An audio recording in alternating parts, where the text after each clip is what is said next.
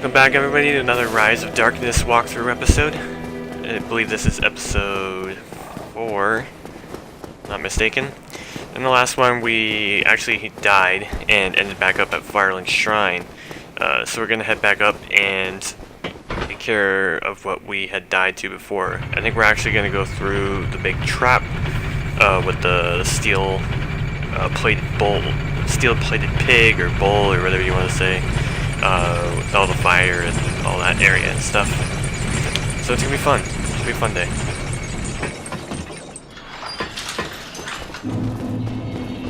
Head back up to the Undead Parish. We're gonna go around and out and through, I believe where I just said.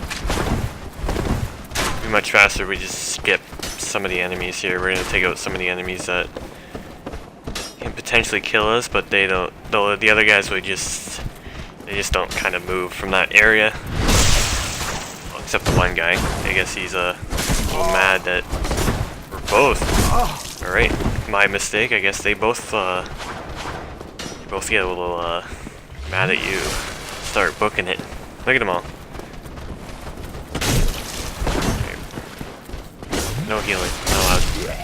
Take him out. The Boulder Knight too. He's a little mad. You see him swinging away. He's a little mad too. Longsword's R2 is very good. Just step forward with the power attack. It's a very excellent, strong move. Versatile, very easy to use. Longsword in general is just a very good weapon. Like, start with a longsword or a broadsword with the Knight class is amazing. Some of the best, like, well-built quality weapons of the game, that's for sure. Oh yeah, so last episode we had died to this knight. I was reflecting off his buckler, and he got the best of us, but we're gonna get the best of him. You notice how the rapier boulder knights actually take less damage than the normal boulder shield knights. Or, yeah, the normal boulder sword knights, not shield knights, sorry, my bad. So we're gonna go into the back entrance of this white light. Technically you're supposed to go through the whole trap itself, up through the pig area and stuff, but we actually ran through and closed the gate on everything and just skipped most of it for now. But there's a few good items that you're gonna have to grab. There's a key that opens an NPC that we're gonna need to grab. You can see it down there. The game actually ambushes you here, but it doesn't show, like, you don't actually see it because we went the back way. Yes. So, you know, just a few undead hollows guarding it, no big deal. You really just take them out with like a swing or two. So the mystery key.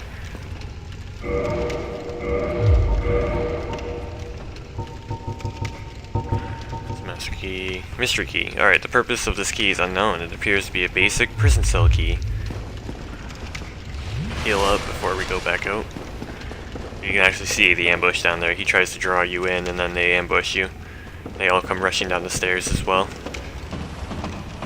Like, you see it in Dark Souls and it's like, alright, he's running away as soon as I step near him. That's a trap. Like, that's a very dead giveaway.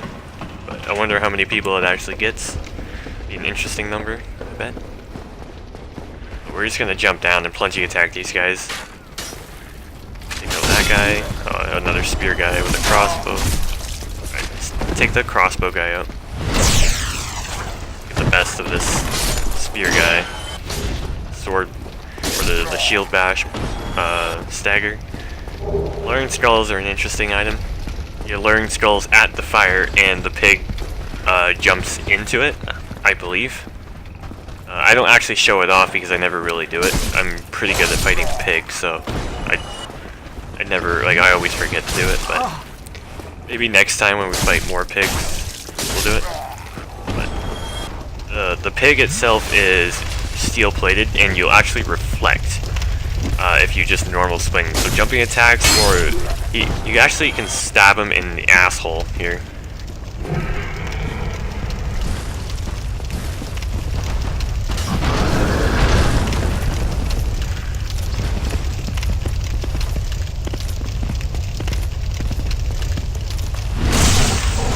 that does pretty good damage.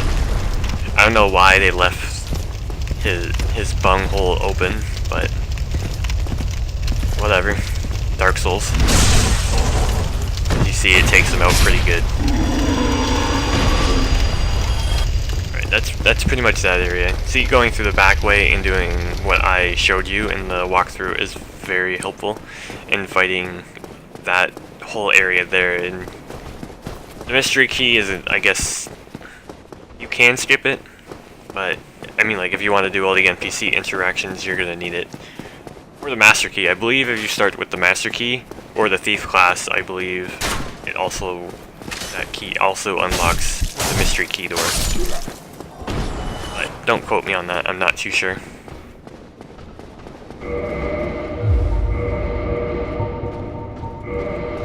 Put our shield on. We're actually gonna go up the stairs and fight a rapier guy. When they form, see, I just got parried. When they form that stance, you don't want to attack. You can do jumping attacks, which I'll show. Oh shit! I gotta go. Sorry, as I was saying, jumping attacks when they form that stance, they can't parry jumping attacks. Keep that in mind. You can actually do damage that way, but if you get like, sometimes you screw. Oh shit! Sometimes when you... Alright, hold on. Take you out. No. Oh. Rape your guy's butt. Alright, so... The aura he has around him, the sorcerer up top there actually buffed him, and that's why he was able to one-shot me like that. Me screwing around after death. And I'm just gonna speed this part up. So you don't have to watch me run all the way back in real time, I guess. Elevator takes forever when you do it a few times. But hopefully, going through the entire area doesn't bring that guy back up behind me, and I'm just able to take on the regular rapier knight on the stairs. Remember. Oh, nice parry. Oh, I guess parry, but oh, another parry and riposte. Parry and not riposte, and that one parried and riposte. Nice. There's another, I guess, dangerous ambush here. Oh, jumping around the corner there like a madman. So the sorcerer buffs all these undeads, all these little undead. And now they actually hit very hard, so you want to be careful. They have potential to almost, like, look, 2 bars of health just from a little undead like that. Crazy amount of damage just for a little like, undead. Again, longsword coming in handy for us with the step. Ooh, clipped. Longsword, though, coming in handy with us with the versatile R2. Good step and swing. To watch this move, or no, the one he spins, the one-handed thrust trident. He actually spins it and it hits you multiple times, and that will screw you right up. Like, definitely watch for that one. I believe it was one of the first moves I dodged from him. Back here we have a soul item, large soul of a nameless soldier. Oh, a bit of a range skip there. Alright, sorry guys, I actually got a phone call there. So, we're actually gonna go head up to the NPC area. I parried the first time, but I guess I didn't. The second one.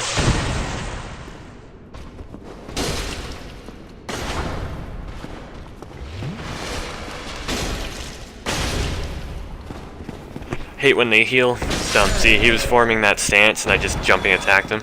Very good. You don't get parried because I'm pretty low health and I didn't realize that until now. So if I screwed up and got parried, I would have died again. Just pick up some humanity. You see corpses and barrels like that? There's an item on it. I think most of the time. Don't quote me on everything. But this is Lautrec. Oh, still human, are you? Then I am in luck. Could you help me? As you can see, I am stuck without recourse.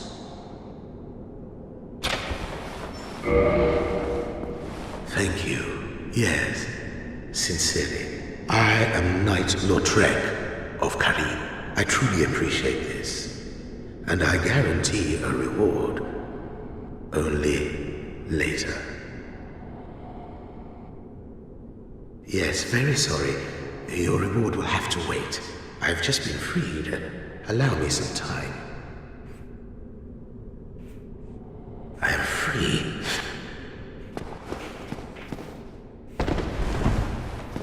Alright, so you unlock his cage and he promises you a reward later. And we'll actually end up meeting him back at Firelink Shrine in just a little bit here. I'm not going to spoil anything if you haven't seen anything to do with Dark Souls 1 and NPC interactions, but he's definitely an interesting character and a pretty difficult one if you follow his full quest line, sorry. Anyways, we're going to head up. You normally could summon Solaire here, but I am not human, I'm still hollow. So we're just going to fight him ourselves. We're going to use some gold pine resin because it's very good against the first few bosses. And this is the Gargoyle fight, the very first Bell of Awakening. Buffer a weapon and jump right into the fight.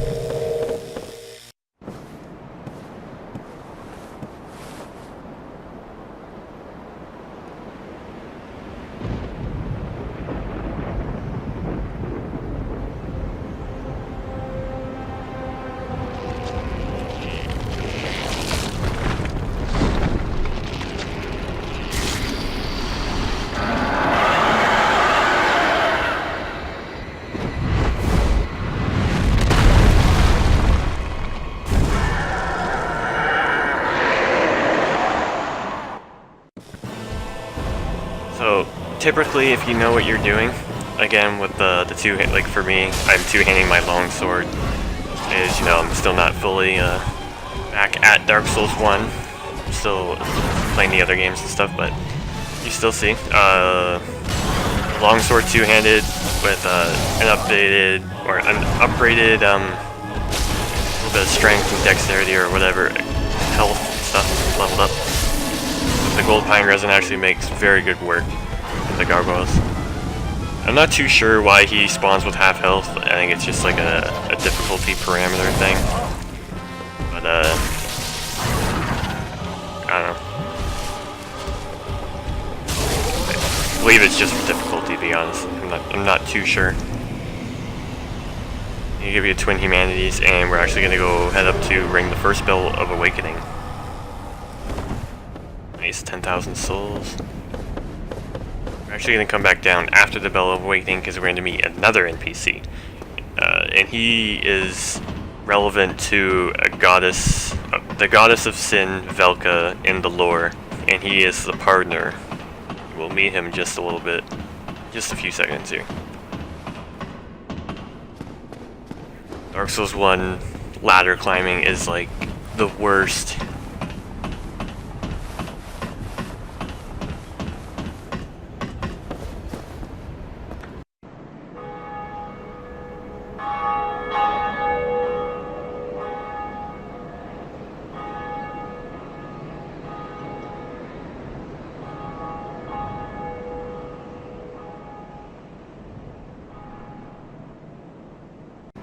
So in that cutscene, you actually see quite a little bit of Sen's Fortress, and I'm just trying to show you the walls of Anor Londo right now and the Duke's Archive. You can see the Duke's Archives from there. Very cool little feature. Dark Souls is always very well intertwined and stuff. Dark Souls 3 is a little more parallel, but Dark Souls 1 is a very open world-esque.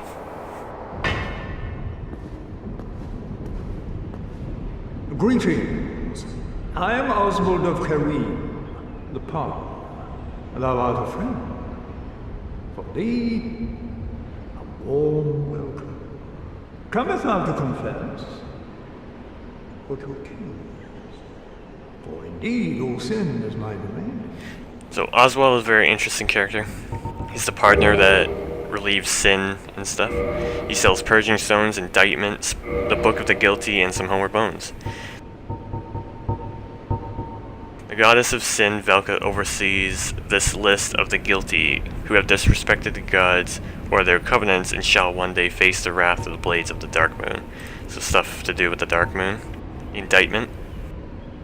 The indicted player will be added to a list of unfortunate souls who will one day face the wrath of the dark moon. So you get invaded, you activate that, and the dark moons will hunt you. And purging stones. Velka's talisman. Medium for casting miracles of the gods. The black tuft of hair that serves as a talisman belongs to Velka, goddess of sin.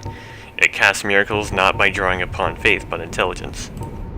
For each sin there is a punishment, and it is the task of goddess Velka to define the sin and met out of the punishment. But Oswald also sells the bite rings for the poison bite, or poison in the blood build up. Holy, can't talk today. But very good resistance rings, because really the resistance stat in the Dark Souls 1 is like kinda useless. You can also summon Lautrec by dropping down and going hammer, but again, I'm not hollow. Sorry, I'm not human. I'm gonna start heading back down, and we're gonna head to the bonfire and the Undead Parish there by what's his face? Andre of a Star? Blacksmith guy. And I think we're gonna change out our weapon and upgrade it as well. Because we haven't been using the basic longsword now. And we actually got that Baldur Knight sword, I think, last episode. And that's one of probably my favorite dexterity weapon. Very good for the type of build I'm gonna go for. So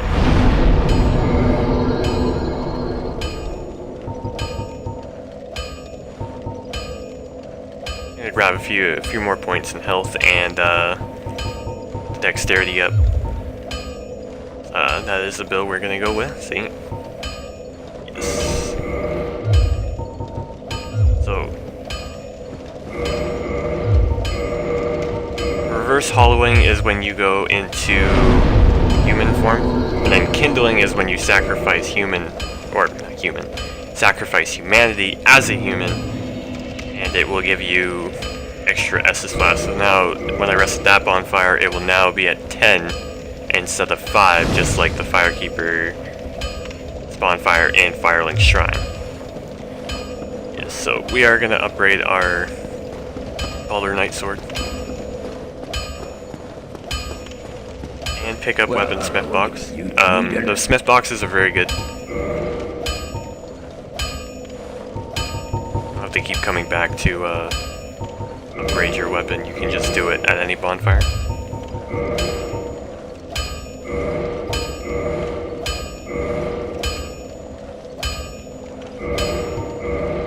Good. Baldur Side Sword +2. Don't get yourself killed. We're gonna do a bit of farming and get our weapon all the way up to +4 or 5, and that should be good for going through the forest and the depths and stuff. Anyways, thanks for watching, guys. See you in the next one.